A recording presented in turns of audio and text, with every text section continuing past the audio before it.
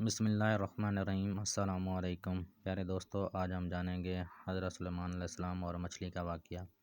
آپ علیہ السلام اللہ تبارک و تعالیٰ کے برگزیدہ نبی تھے اور حضرت داؤد علیہ السلام کے بیٹے تھے۔ حضرت داؤد علیہ السلام کی طرح اللہ تبارک و تعالیٰ نے حضرت سلیمان علیہ السلام کو بھی بہت سے معجزات عطا کر رکھے تھے۔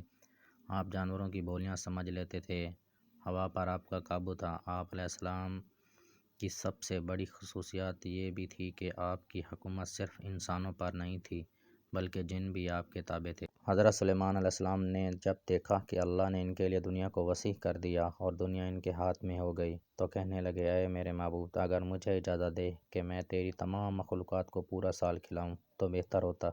تو اللہ تعالیٰ نے ان کے پاس وحی بھیجی کہ تو اس پر ہرگز قدرت نہیں رکھتا۔ پھر درخواست کی، یا الہی صرف ایک ہفتہ۔ پھر جواب ملا کہ تو اس پر بھی قدرت نہیں رکھتا۔ پھر درخواست کی، یا الہی ایک دن۔ فرمایا اس کی بھی قدرت نہیں رکھتا۔ بہرحال اللہ تبارک و تعالیٰ نے ایک دن کی اجازت دے دی تو حضرت سلیمان علیہ السلام نے تمام جنات اور انسانوں کو حکم دیا کہ وہ تمام کے تمام ان چیزوں کو جو زمین پر حلال ہیں، یعنی گائیں، بیل، بکریاں، دمبے وغیرہ، اور ان تمام کو جو جنس حیوان میں سے ہے، یعنی پرندے وغیرہ۔ جب وہ جن و انس نے ان چیزوں کو جمع کر لیا تو اس کے لیے بڑی بڑی دیگیں تیار کی گئیں۔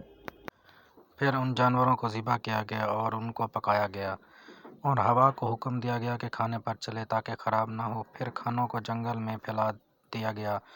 اس کا طول 1 مہینے کی مسافت کے برابر تھا اور اس کا عرض بھی اتنا ہی تھا۔ پھر اللہ تعالیٰ نے حضرت سلیمان علیہ السلام کے پاس وحی بھیجی کہ اے سلیمان علیہ السلام، تو مخلوق میں سے کس سے دعوت شروع کرے گا؟ تو حضرت سلیمان علیہ السلام نے فرمایا کہ میں دریا کے جانوروں سے شروع کروں گا۔ تو اللہ تعالیٰ نے بحر محیط کی ایک مچھلی کو حکم دیا کہ وہ حضرت سلیمان علیہ السلام کی ضیافت میں سے کھائے۔ چنانچہ اس مچھلی نے سر اٹھایا اور کہا، اے سلیمان علیہ السلام، میں نے سنا ہے کہ تو نے ضیافت کا دروازہ کھول دیا ہے اور میری ضیافت تو کرے گا۔ حضرت سلیمان علیہ السلام نے فرمایا، لے اور کھانا شروع کر۔ چنانچہ وہ مچھلی آگے بڑھی اور دسترخوان کے شروع سے کھانے لگی۔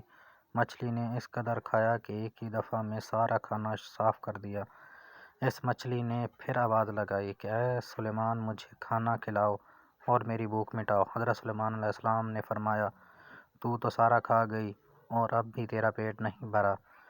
تو مچھلی نے کہا، کیا اس طرح میزبان کا جواب ہوتا ہے اپنے مہمان کے لیے؟ اے سلیمان علیہ السلام، آپ خوب جان لیجئے کہ میرے لیے ہر روز اس طرح جتنا تو نے پکایا دن میں 3 مرتبہ متعین ہے۔